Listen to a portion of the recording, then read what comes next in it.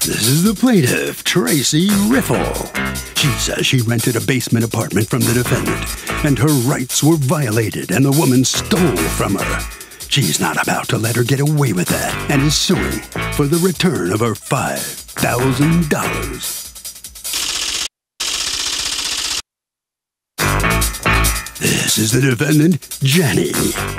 She says she and the plaintiff were very friendly at the beginning, but things turned bad because the woman was a slob, and the smell from her room became so unbearable it was like something died under her bed. If anyone here is owed money, it certainly is not the plaintiff.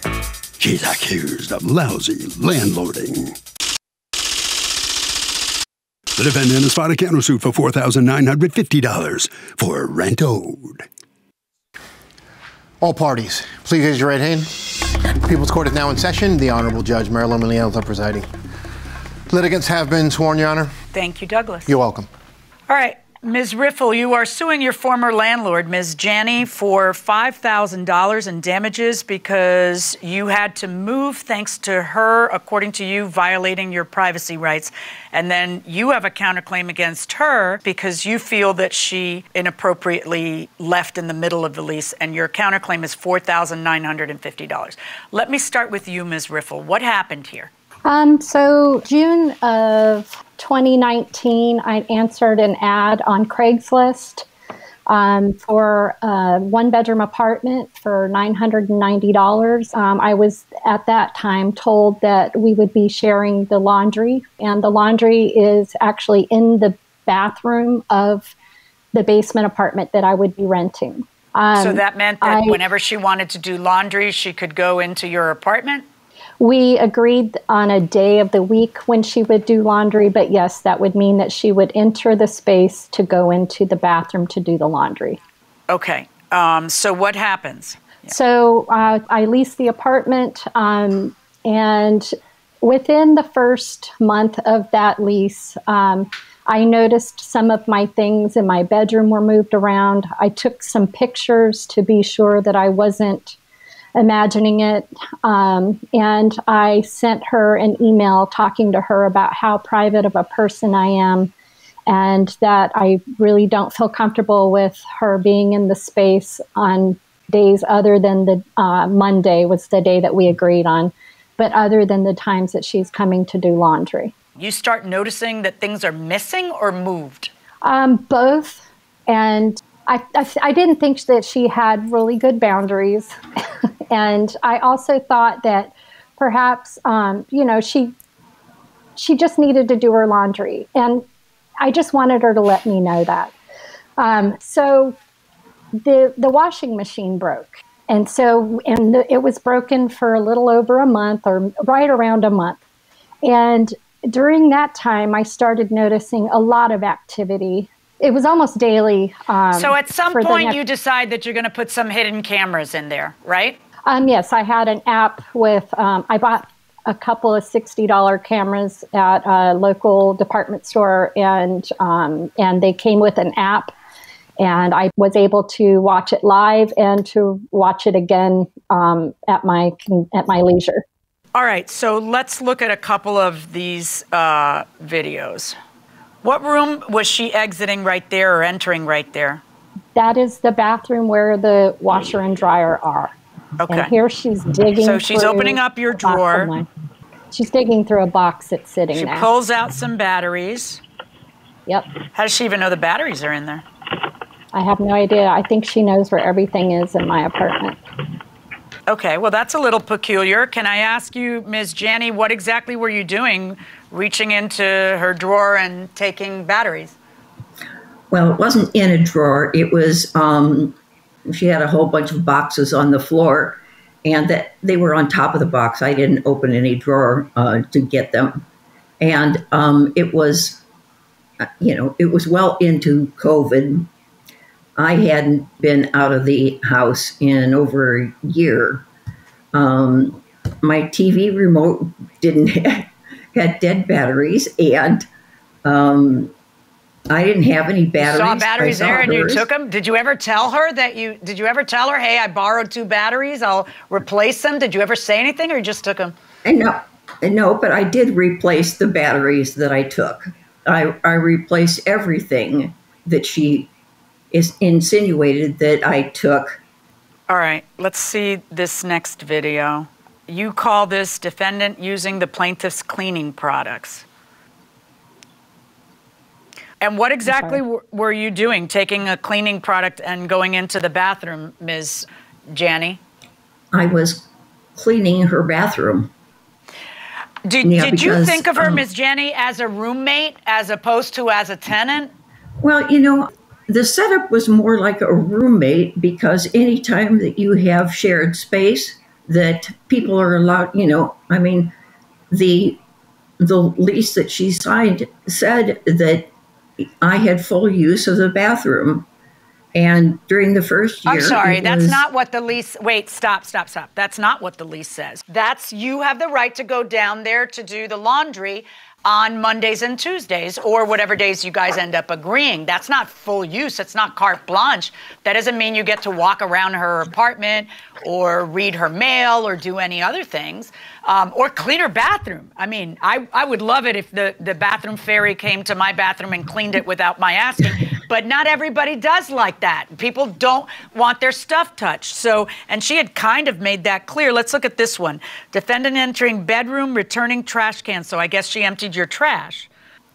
And you are claiming that there was a $100 gift certificate thrown out in the trash. That's convenient, but all right.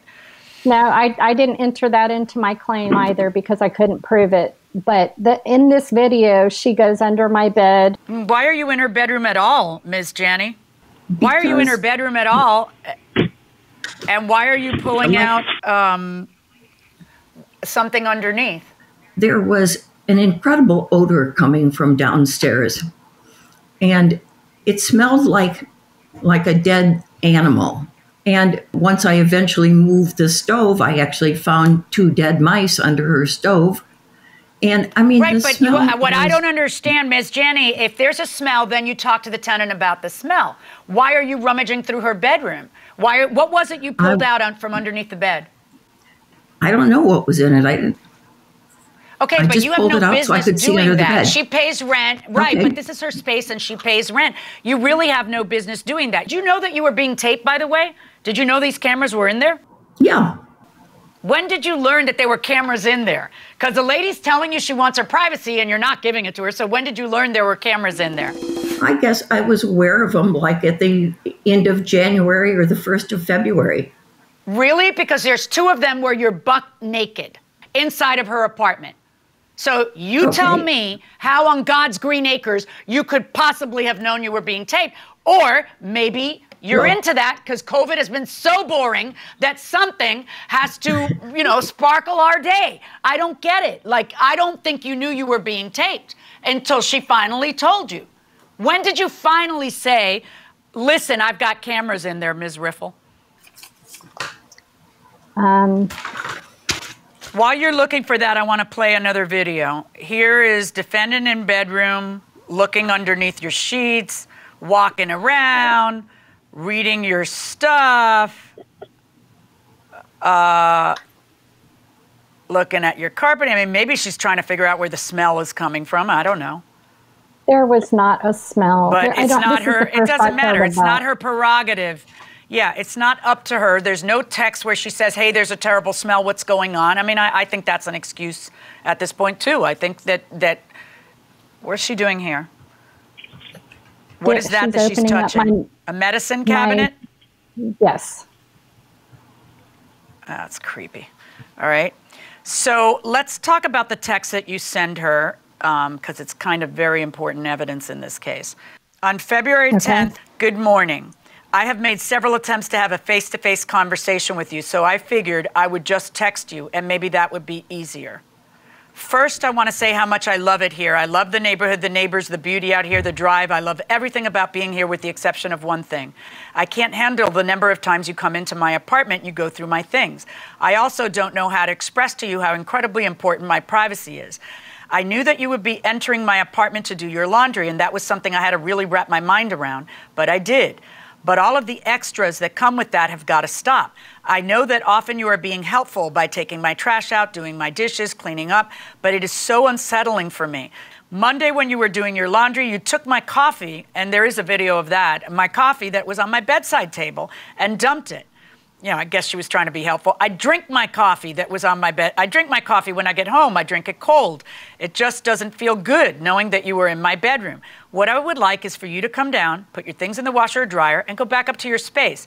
There really shouldn't be any reason for you to hang out while I rented the whole apartment from you. It has to stop. Something that is really bothering me about all this is you are using my cleaning products and eating my food, and that feels like a really big violation of my privacy. My things are constantly being moved around from how I left them. I even moved all of my snacks into my room, and you still went into them. I don't know what to do to remedy this. I just want it to stop. I don't want this to create an awkward dynamic between us, as I really like you a lot. I just want my privacy to be honored. Thank you. Okay. Ms. Jenny, can you kind of explain to me how it is appropriate that you be walking in like that in your tenant's space over and over and over? Well, like I said, because you're only supposed to be doing the laundry. Why are you walking? What are you doing right there? You're picking up stuff, her cleaning supplies, and then she is actually, you can actually see her cleaning your bathroom, which is really the weirdest part. Actually, that's not the weirdest part. Walking around completely naked on video was the weirdest part. Why were you doing that? Because it was the Monday that I was allocated. You know, Why does that mean you can walk around naked in her space? Because I was doing my laundry and I took off everything I had and threw it in the laundry so I would have it clean. I mean, when you can only do laundry and you're telling me that you week, knew that you were being taped? I didn't know at that point. I told you when I thought that when I had seen them. And no, obviously, I wouldn't want to expose anybody to seeing me naked. So no, I wouldn't. I didn't know it was there then. And there I'm taking her cleaning supplies. And yeah, I'm cleaning her bathroom. That may sound really weird, but I was, you know, I mean, there was an odor down there. There was mold but right there, you're leaning into a box of hers and you're rifling through her stuff. Why are you doing that? That was the time I was getting the batteries out of there, I believe. And Judge, no, it isn't. You honestly had different clothing on. Now let's look at this one. And this one, you are walking into the kitchen. Why are you going into the kitchen and opening her drawers and stuff? I probably went in there to get the trash. No, there's no trash in your hands. You're getting food. She also did her laundry in my bathtub. She did her laundry in my bathtub. And there's her cat in my space, and I told her how allergic to cats I am. What possible reason could you have had to be going through her medicine cabinet, that little purple medicine cabinet, Ms. Janney? It's not a medicine cabinet. It's a little display what case, is it? A little wooden display case. And what's it got was inside? Just looking at it. Nothing. What, right. How do you know that? It's not your business to be opening up her display case. Okay? It's not your business to be doing that. Now, what are you doing with her mail? In that one, you literally had picked up her mail and then you threw it back on her pile. Why are you looking at her mail? I thought I was bringing mail in for her. No, we're going to play that one again. Pick it up. Yeah, no. There's a video before that where she picks it up. Yeah, no, she's totally nosy, and she has no business doing this stuff, and it's completely unsettling. So on February 24th, you say to her, since I haven't heard from you in a reasonable amount of time, I have decided to move. If you let me out of my rental agreement early, give me until March 4th to vacate the space, leave me and my things alone until then, return my entire security deposit, I will not press charges. I have spoken to an attorney. I have shown him my video evidence of you eating my food, digging in my boxes, opening up the cabinet with my food, and removing things, taking my batteries and trash bags, pulling my tub out from under my bed, walking through my room, touching my things after I asked you again and again to stop, going into my drawers and my bedside table, removing items, using my cleaning products, etc. If I have to go to court, which I do not want to do, I am prepared to do so. I feel as though I am being very fair, and I will leave quietly should you agree to these terms. If I don't hear back from you at 8 a.m. tomorrow in capital letters, February 25th, I would like my entire security deposit left on the washer on Saturday. Okay, Ms. Riffle, This is you saying to someone, I have evidence of your criminal behavior, and unless you accede to my demands, I will proceed against you. Sounds a little extortion-y to me. Kind of like that's maybe. Exactly the definition of extortion. You know, when you tell someone, I have evidence of your wrongdoing, but I'll keep my mouth shut. There's a fine, fine line between settling a case and outright extortion. I suppose you're going to tell me, Judge, I'm just settling the case. I just want to get out of the lease, and I just want to not be sued for the rest of the lease. And I want to make sure she doesn't keep my security deposit, so I'm demanding it before I move out, which is not what a security deposit is, but okay. And I want 4 free days in the month of March and leave my stuff alone. So, Judge, I'm just trying to settle a civil case, not extort. I presume that's what you're saying, right?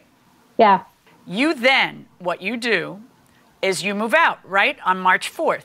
And what time did you leave to your new place? We left around 3:15 to head over to take the first load. And as just a few minutes after we left, she entered my space and started putting things in a box. She was taking little random items from around my apartment. Were any of them yours? Were any of the items she was taking yours? What was she doing? So what was she putting in boxes then? I couldn't see what she was putting in boxes, but then she how do you know they were yours? Let's see. Because the contents, with the exception of furniture, were all mine. And she promised to leave me and my things alone. And she claimed later that she was trying to help me, but she's not helping me by taking my tape. That's not helping at all, because I kind of needed it for the boxes. Can I ask you, Miss Jenny, why on earth are you inside the apartment when she goes to take her first load instead of waiting until after she's completely moved out? Can you answer that? Well, it was late in the evening by the time that they had finally moved out and even left some things behind. And you don't have a date stamp of the time of stuff? You don't have any date stamp on these videos? No. So, Tracy, at 9:37 p.m., you say as follows: the place is vacated, we are leaving. After considering your offer of what can you do, if you cover my moving expenses into my first month's rent, which would come out to about $3,000, I will not move forward. That is my only condition. Pardon me? What? Because she walked in before midnight? You are going to extort another $3,000? What is that about? Because when does your attempt to settle start to look like extortion?